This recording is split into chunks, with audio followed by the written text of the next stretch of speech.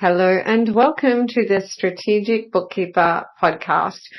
Today's episode is thanks to our wonderful community member, Beck, who continues to, with an open heart, share what she is challenged by so that I can help her and help everybody. Okay, so the more I know about you, the more I can help you. So please do jump into the Facebook group and tell me exactly what you're struggling with, because I bet you are Joe Public. I bet it's a case of me too with the rest of the community. Okay. So in this case, what Beck shared, I absolutely struggled with early on, and I learned and I solved the problem. Today is about simplifying in order to scale. Okay. And that word scale has a lot of mystery about it. So I'll define that for you quickly and easily at the beginning of the podcast. Okay. Today is about, to rinse and repeat, simplify and scale. When you simplify and scale, a few things happen. Number one, you are able to delegate work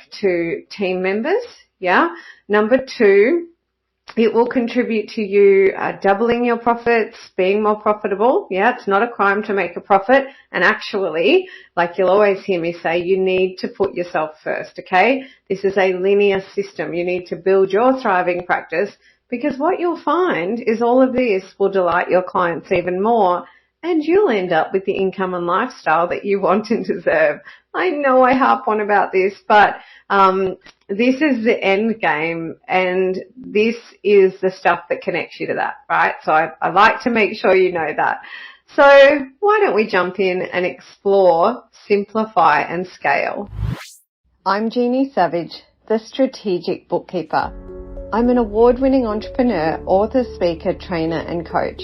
After 13 years in practice and after scaling into a lifestyle business where I could choose my own adventure, I'm sharing my secrets to success, my secret sauce recipe on how to build a thriving practice, delight your clients and ultimately live your dream on your terms. This podcast is a companion to my book. In each weekly episode, I'll share strategies for scaling and success. This is your time to shine, to step up, to become a strategic bookkeeper and enjoy all the benefits it brings to you and your clients. Okay, so I've got my notes in front of me here from the Facebook post that Beck put in the Strategic Bookkeepers Way private group, right? I had done a post relating to how to save time, because one of our wonderful community members, Jen, had actually podcast interruption. Just to let you know, if you did not join the program when the doors open on August 1, and they opened for 14 days before my team and I rocked up live, it doesn't mean that you can't join in. The program is evergreen. Okay, so we have a way to bring you into the program seamlessly, beautifully, so that you can absolutely start working with me to build your thriving practice, delight your clients, and live your dream on your terms. If you are keen to know how that works, just drop us an email or ask in the private Facebook group. I'm always really grateful for that, because then I can help the many as well as the one. Or simply use the link that will drop in the show notes, or go to the website, pretty easy, and jump into the program, because two things. Number one, it comes with a money back guarantee, or let's say three things. Number two, I do not get you to spend extra time working with me. This is about on the job. Yes, I've done other podcasts on that. And number three, that money back guarantee, it kicks in after a year, but my expectation is to help you get the ROI really early, so that pays for the program. But yes, we're going to spend a year together. So back to the podcast. Jen had actually, she said to me she was struggling with time. She just was really busy and she couldn't find the time in her day to do the things she needed to do to work on her business. All right. So she was too busy working in her business to work on her business. So Beck has made a comment to tell me what area, tell me how she's struggling with that too. And here's what she said. she has got some clients, and Becca's got some staff on the team, okay? So she has got some clients who she has access to their bank accounts. She has access to their email inbox. She is expected to and has agreed to check their email inbox and deal with what comes in and pay the bills through the bank account. Now, she doesn't feel that she can delegate this work to one of her team, okay? And that's probably for risk and privacy. Yeah, that would seem like the reasons for that. So, firstly, I've been there, absolutely. So, I've been in practice almost 14 years now, right? At the beginning of my journey, I kind of thought that being a bookkeeper in practice was about people coming to me and saying, I want you to do this and I want you to do that. And if I had the skills to do that, then I would say, okay, I'll do that for you. I can do that. And then I would charge them an hourly rate. And I thought, and that hourly rate was like twice as much or, whatever as I earned as an employee. So that is going to totally equal, thriving practice, delighted clients, income and lifestyle. Unfortunately, it wasn't that simple. However, what I want to tell you is that, yes, I've been there, okay? And that actually links into something I've learned. I learned this from an amazing, successful entrepreneur, but also it's something that I've learned over the years, and I've had a bit of fun with actually. And this is the jack of all trades or the Jill of all trades effect. The way that it doesn't necessarily serve us. So it's a real double-edged sword, okay? As bookkeepers, we do tend to be intelligent, Jill of all trades and jack of all trades people. And actually, a lot of the time when people say, can you do this and can you do that? The answer is yes. Okay? So, a very successful entrepreneur once said to me that one of the reasons he believes he was able to build such an incredible empire, he said to me, I'm not that skilled. I'm not that smart. I was just good at one thing. And so I did that one thing really, really well. Other people had to do all the other stuff, and I got to focus on that one thing. Now, that dazzled and delighted me so much that I went and you may have heard me say before, I love to do a forensics on success and a forensics on failure too, and a forensics on when people are thriving versus just surviving.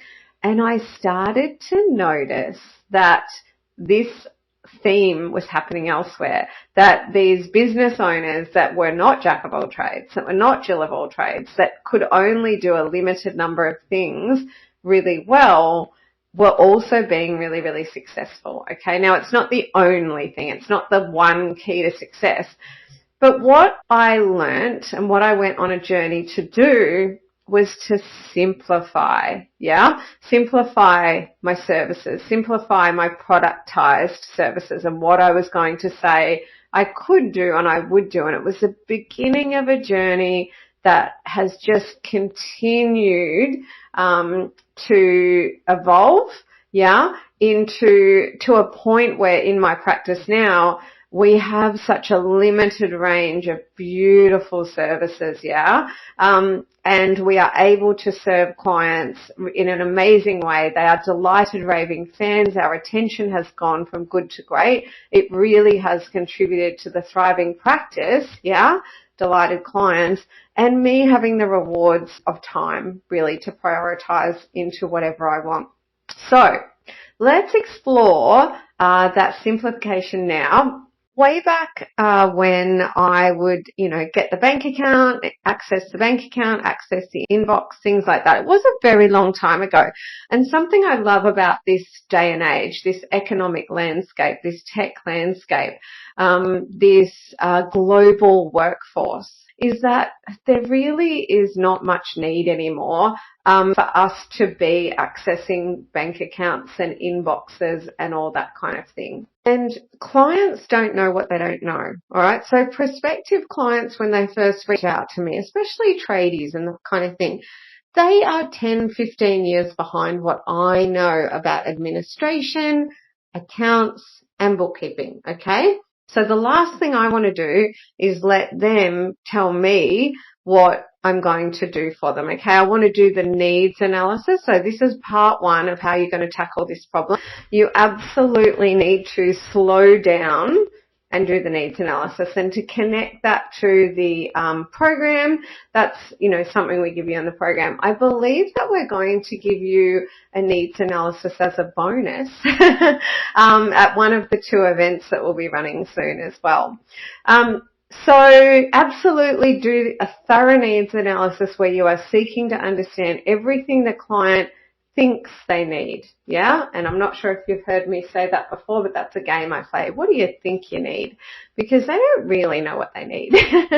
Okay. So they might say, oh, well, I guess I need to give you the keys to the kingdom. I need to give you the keys to the bank account. And, you would just take over checking the inbox, and then you would pay my bills. And then I guess you do that bookkeeping stuff or whatever. And, they don't understand what we understand. So please don't let them put the doctor hat on or the bookkeeper hat on. You need to be the skilled technician, okay? The skilled trade technician, just like a plumber or an electrician. We don't tell them how to do their job. Yeah. So do the needs analysis, seek to understand, but please don't start saying, yes, I'll do that. Yes, I'll do that. Seek to understand so you can, step 2, say, thank you. I'm going to digest everything you've told me. I'm going to go away and come up with my personalized recommendations for what's going to get you the outcome that you want. Yeah. And I'll send that to you by close of business tomorrow, in a proposal. Yeah. So you've got step 1 and 2, because you may be, just engaging with that client, saying yes, yes, yes, giving them an hourly rate, and off you go. That is definitely not what you want to do. So separate those things. The next thing we do, so in my practice, we absolutely charge like bookkeepers, okay? So using our pricing calculator, and the pricing calculator is something that you will be given in the Strategic Bookkeeper program, and we teach you how to use it, right? But ultimately, when you move from hourly to outcome billing or even fixed price billing, you have to do your calculations, all right? And so somehow you will be doing that. We use our pricing calculator that we've developed over the years. So when we calculate our rates, we calculate bookkeeper rates, yeah? Not accounts clerk rates, not admin rates, because true bookkeeping is much more highly skilled and high-end than admin or accounts. And I do see a lot of bookkeepers charging out like they're an admin clerk or an accounts clerk, okay? So one of the things I do sometimes during the needs analysis is I educate my clients, because educating your market and your prospective clients is really, really important. So I educate my clients that there is a difference between admin, accounts and bookkeeping. So let's say they say to me, oh, we really need someone to check the email and get the bills. And so I listen, and then I say, okay, so with accessing the email and obtaining the bills, that's an administration job, yeah? So, and then I'll go on to say there tends to be 3 parts: administration, accounts, and bookkeeping. Now, my practice is ultimately there to serve that high-end bookkeeping need, and there is quite a chasm between the accounts, the admin, and the bookkeeping, right?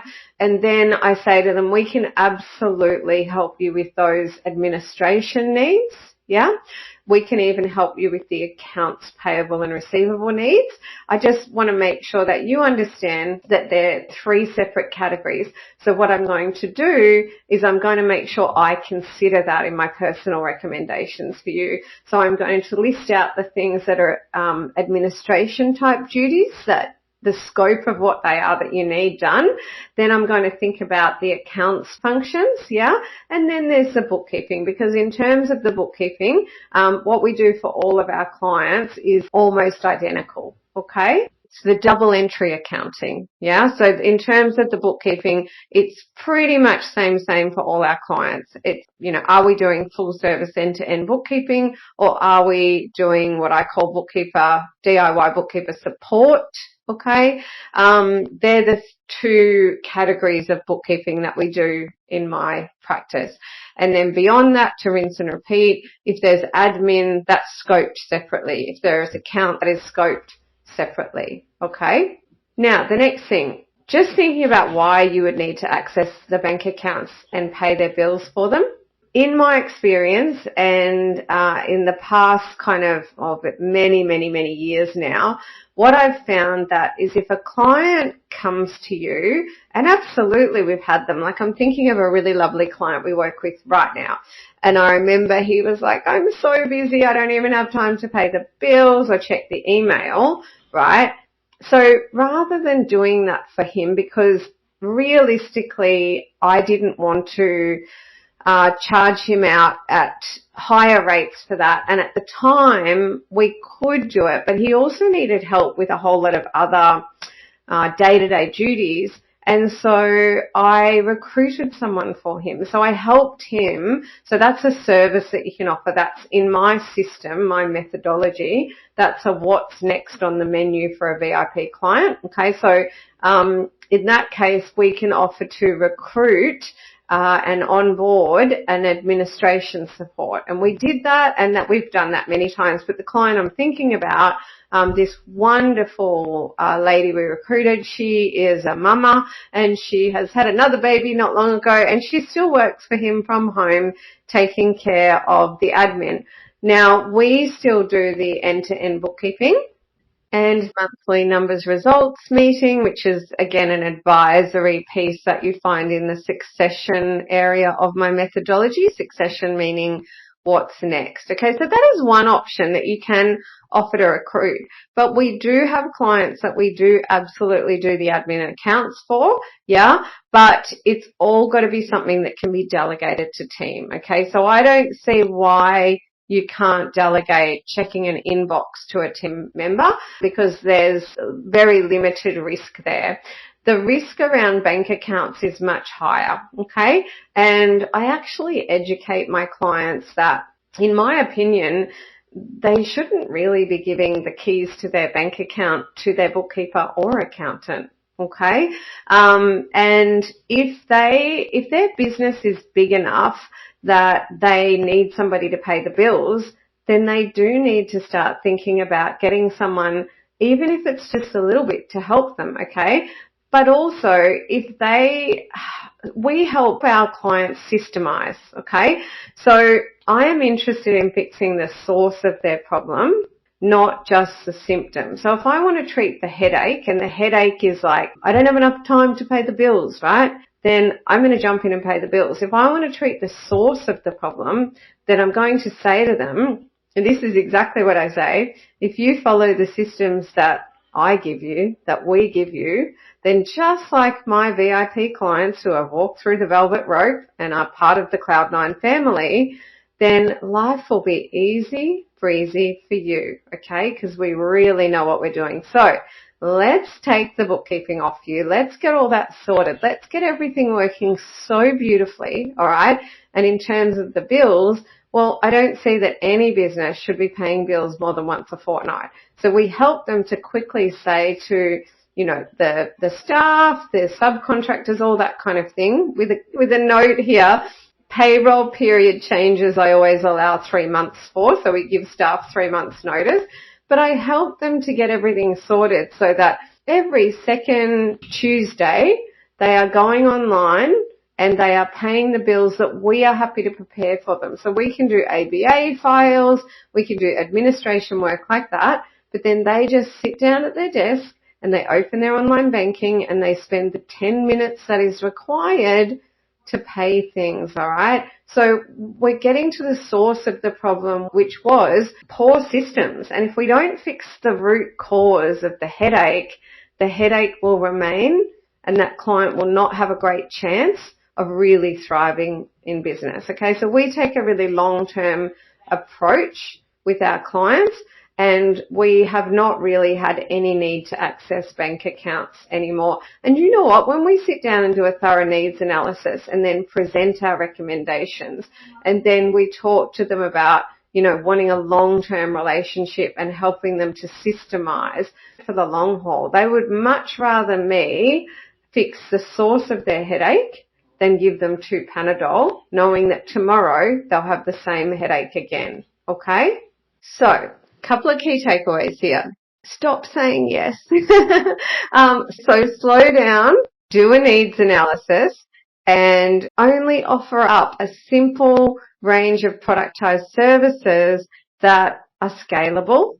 Yeah, that means you can delegate them. Absolutely. When I helped that business grow from 10 to 100 million, that you may have heard my story of that, I had to help them scale. I had to go to a department, fix it, systemize it, train somebody to take over, and walk away. Okay. So to say that somebody can't do what you do is a limiting belief that is not serving you. You will never hear that come out of my mouth. I have learned over the years that I can train anyone to do what I do. And I mean anyone to do what I do and do it better than me. I can train them to do it better than me. And in the Strategic Bookkeeper program, that's what I want to do. I want to train you to do exactly what I've done and then do it better. So everything that I've told you today works incredibly well for us. I find that clients love to be educated around the difference between admin accounts and bookkeeping. It works really well for us to have those two narrow bookkeeping services. So we use Ignition software, right, for our proposal. So we have those productized services. You get access to all of that in the program. So in Ignition, for example, we'll go in, the bookkeeping's easy, and then we scope out the admin. We scope out the accounts work and we add that into the proposal as additional items, and we're able to calculate a fee for those. Okay. Very important to be clear about the service level agreement and the scope of works that you are providing. So all of that is contained in the program. We give you all the done for you kind of messaging templates, productized services, and then exactly how you implement them. And then we help you make it work better and better over time. Now let's wrap this podcast up with what action you are going to take. And here's what action I recommend that you take. Straight after this podcast, the easiest thing for you to do is to commit to slowing down when you do the needs analysis. Okay, so the action I want you to take is from now on, when you get on the phone with a client, you're going to say, okay, you're going to name it to tame it. You're going to say, okay, I'm going to start by doing a needs analysis, and I've got my worksheet here in front of me. So let's begin with your powerful question, which is, tell me about yourself. Yeah? Notice I didn't say tell me about your business, because the business is the what, the self is the why. Yeah? So tell me about yourself. Yeah, they're going to tell you about their business and they're going to tell you about themselves. So let them tell you anything and everything that they want to tell you, and then go into the technical stuff, right? Like, are you behind on the books? What software are you using? What's your business number? You know, all those different things. Yeah? So the needs analysis is not the place to talk about price. You are going to make your final recommendations. You might do a little thinking out loud. Sometimes I even say to my prospective clients, I'm just thinking out loud a little bit. However, I'm going to digest everything that you tell me before making my recommendations. Okay, so in terms of the action, you're going to slow down, make the needs analysis about seeking to understand and gathering needs. Then you're going to give yourself that time to finish up that conversation. And then while you are alone, you're going to hang up the phone and you're going to sit and think about those three categories. So bookkeeping should be same for everyone. You should have DIY bookkeeper support and end-to-end bookkeeping. Then you're going to think about the other admin and accounts that needs to be done and scope those. And of course, you are going to come up with a beautiful outcome billing fee attached. If you enjoyed this podcast, then we have Beck to thank. And if you jump into the private Facebook group or you email me, you can tell me anything that you'd like to hear about on the podcast. And if you're in the Facebook group, I'll do a video for you. So tell me what's challenging you, and also celebrate with me. Yeah, I have had bookkeepers on events say, Jeannie, I did that thing and I won a client. Please do celebrate in the Facebook group or by email. Ideally share it with the community. Tell me about the wins you're getting from the content that I share. Tell me about the challenges that you're having so that I can help you overcome them, and any questions that you have about the transformation program as well. I hope you enjoyed this episode. If you have a question you'd like answered on my podcast, please email me, hello@thestrategicbookkeeper.global. Did you know we have a private Facebook group called The Strategic Bookkeeper's Way? There you'll find bookkeepers just like you on the same journey where you can ask questions and get support. You can find more resources and how to work with me at thestrategicbookkeeper.global. All the links are in the show notes. Have a prosperous week and I'll see you in the next episode.